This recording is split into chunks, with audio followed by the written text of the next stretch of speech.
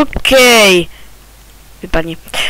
OK, takže tohle bude představení módu Shader Pack a toho, co mám v inventáři, a těchto věcí si nevšímejte. Na tom není nic závažného. Jo. Tak. Tohle je mod Shader Pack. Ty Shader Packy si vlastně můžete nastavovat jak chcete. Nastavuje se to pomocí toho, jak si to nainstalujete, tak jdete do složky Shaders a tam si musíte vybrat, jaký chcete shader pack. Samozřejmě ještě předtím, než se vlastně vyberete, tak musíte, jak si dáte do složky moc shader pack, tak potom musíte vlastně zapnout Minecraft.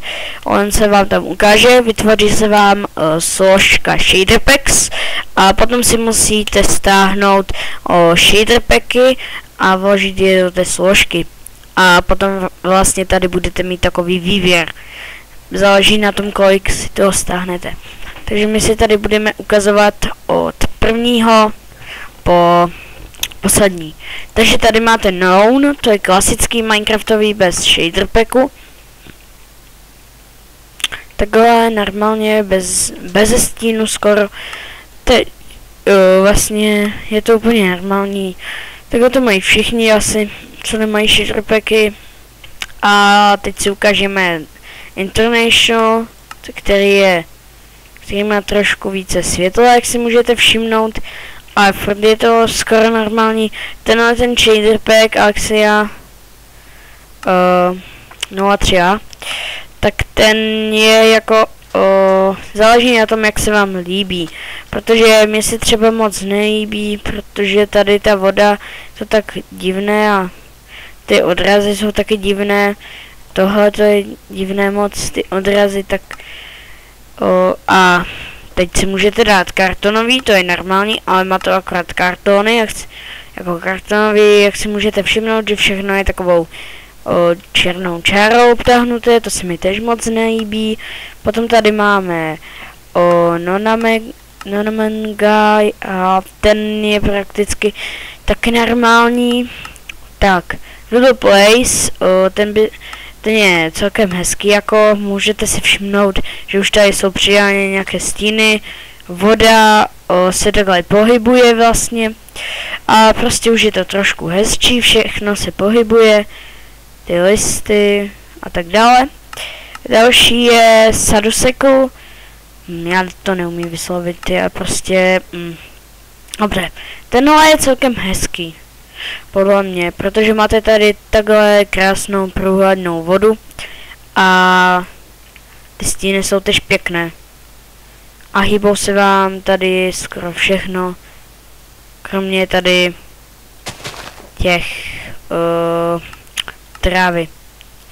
Tady máte druhý od něho, ten je optimalizovaný velmi a tady už vidíte, že tady trošku se mění podle stínu dokonce ta voda, že pokud je to na slunci, tak to hezky svítí a pokud je to takhle pod stínem, tak to je modřejší.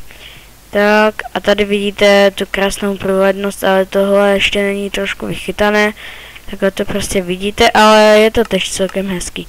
Další, tady máte taky od něho, tady máte verzi 1 vlastně, jak to první bylo, ano. A tady už si můžete všimnout, že sice je voda normální, ale že když se otáčíte, tak to dělá takový ten pěkný efekt. Když se otočíte tam a tam, tak to dělá velmi pěkný efekt. Tady už vidíte stíny těch listů, vidíte tady i stíny sami sebe, to vidíte vlastně u všeho. Tady máte verzi 4. Tak, a tady je to taky hezky nadsvícené, ta voda je tu velmi hezká, můžete si všimnout, že se pohybuje a opět. Tentokrát už tady jdou vidět jako kdyby takové ty vlnky z normálního Minecraftu.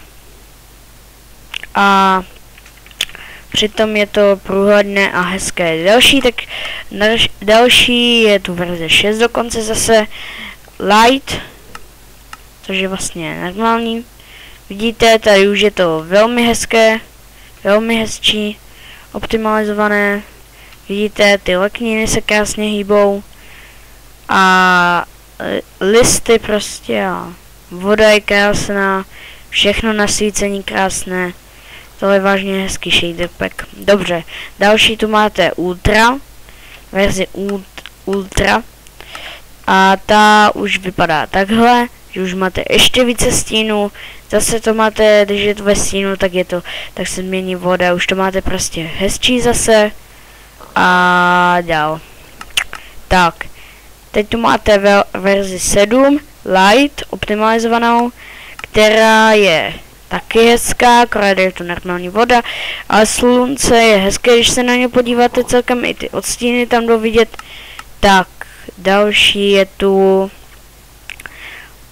Light Shader Pack, obyčejný bez optimalizování a tady vidíte prostě obyčejnou tu vodu zase průhlednou a ty stíny krásné a to slunce zase, tady si můžete všimnout těch odlesků. Tak. Další je Ultra už, 7 a ta je vážně hezká. Ta je podle mě nejhezčí ze všech těch jeho verzí. To máte zase úplně stejně a tak. Prostě krása. Tak. Jo, a pokud se divíte, proč mám teď Windows 7, bylo to kvůli toho, že jsem na mém starém počítači už. Jsem předtím musel být u tety. Tak, a teď tu máte Seus 8 Light. A to už tady můžete vidět, že to je prostě takové slunce moc, že to je moc světlé a tam skoro nejsou žádné stíny. A tady tohle je úplně bez stínů. No shadows. Žádné stíny. Takže všechno tady prostě nádherně svítí. Další je Light Optimized. A tady už vidíte hezké stíny, hezká voda, všechno hezké zatím. A dále tady máte normální prostě není optimalizovaný a takhle to prostě vidíte hezky, zase ty stíny, voda, všechno a to je také hezké. Tady je No Motion, který je taky velice hezký. Vidíte, jak tady jako kdyby ty mraky běhají, jenže já je mám vyplé. Tady máte i stíny hezké celkem. Ten je taky pěkný. Dále tu máme No Motion standardní. A to je úplně to samé vlastně. To tu mám dvakrát. Další je tu standard a ten je kolorizovaný vlastně, takže tady už si můžete všimnout zase, když se pohnete, tak je tady takový ten hezký pohled. Tady na Iron Golema to hezky svítí. A dále si ukážeme, tady je No Shadow.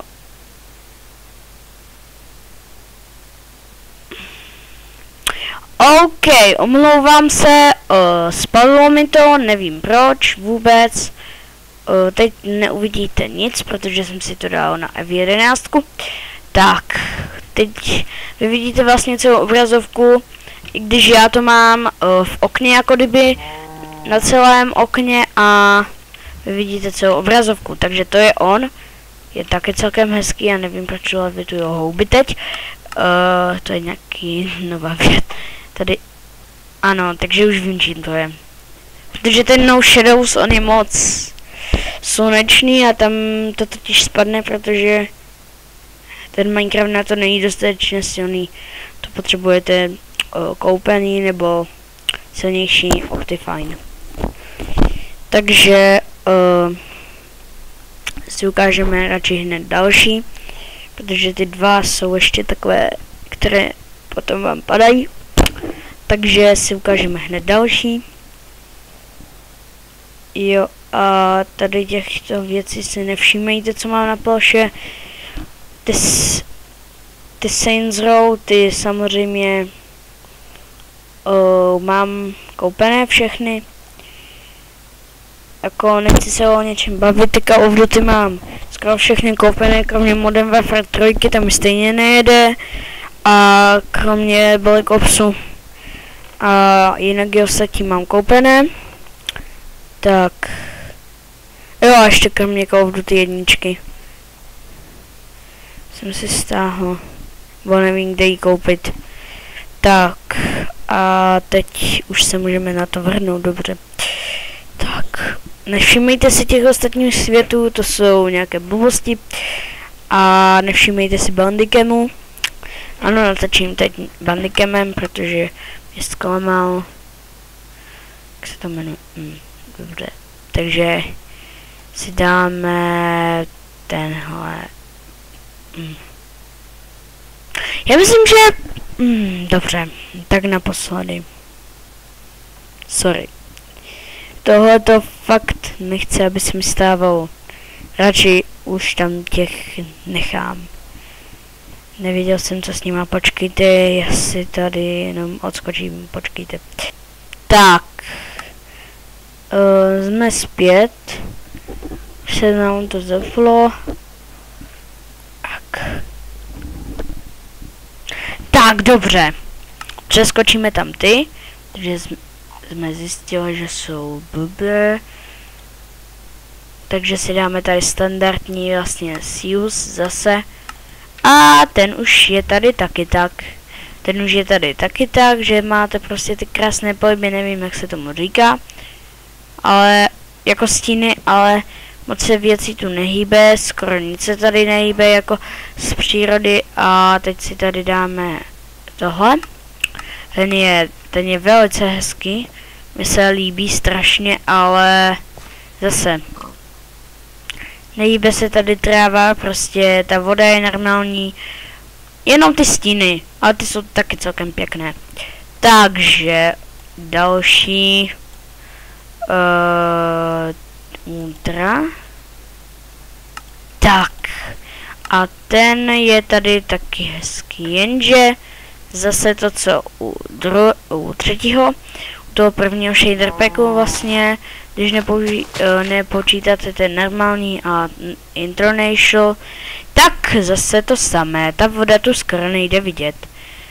Když se ponoříte, tak taky nejde vidět na povrch, jako je to průhledné, takže to asi ne. Waving, tady ten je taky celkem hezký, jenže tady ten je vlastně jako kdyby normální, jenom tady je takové, já nevím, jak to říct. Prostě je to více světla. Tady, jo, to uhlí naopak si nevšímejte, není to nějaká nová ruda, to je texture packem. Nic, dobře. Tady je Boom Shadows, Waving, který už je to samé. Vlastně, jenom je trošku vylepšený. Tady je Normal, který je vážně hezký, to tady máte zase to, jenže se vám to jako kdyby dělá víc. A voda je tady hezká celkem, si dáte ráno, vidíte, prostě ale moc stínů, prostě je to hnusné, jako neříkám, že je to, tam to byla verze 2 a tohle je verze 1, tam to bylo moc jako těch stínů. Takže teď Rudopolice shader pack, ten je velice hezký, protože tady už můžete vidět, sice ta voda jako kdyby není ta průhledná, ale vidíte, že se hýbe. Že se jako kdyby hýbe. Tak. A teď. Tady je Integrated, což je vlastně průhledné, voda se hýbe, stíny tu jsou, je to hezké. Tak, dobře. Tady máte light. Jo, a potom ještě natočím tutoriál, jak to vlastně udělat a dávám odkazy do popisku. Tak, tady to vidíte, prostě hezký, zase moc světla. Tady máte RC7 Ultra verzi 10, zase to samé.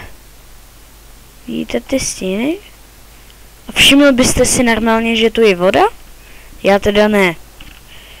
To je prostě, mi se to nelíbí, ale možná jo. Tady máte light, což vám dělá takovou světlomodrou vodu. To se hodně laguje, protože to má moc stínu a moc věcí takových. Tady máte standardní a ten je velice hezký. A teď já si tady vezmu pár glowstoneů a ukážu vám, co dělá ten další potom hned. Prostě tady to někde tak umístím a ukážu vám, co dělá ten další. Někdo mi napsal SMS-ku, to je jedno. Toho se načítá déle, protože ten je velice pěkný. Ten se vám bude hodně lagovat, pokud tam máte více modů, a pokud to máte jinak, tak já si dám tady noc. A vidíte, že krásné světlo. Tohle můžete využívat třeba na nějaký film nebo tak, když chcete natočit Minecraft Movie. A já si tady dáme shaderpack.zip, což nevím, co je. No.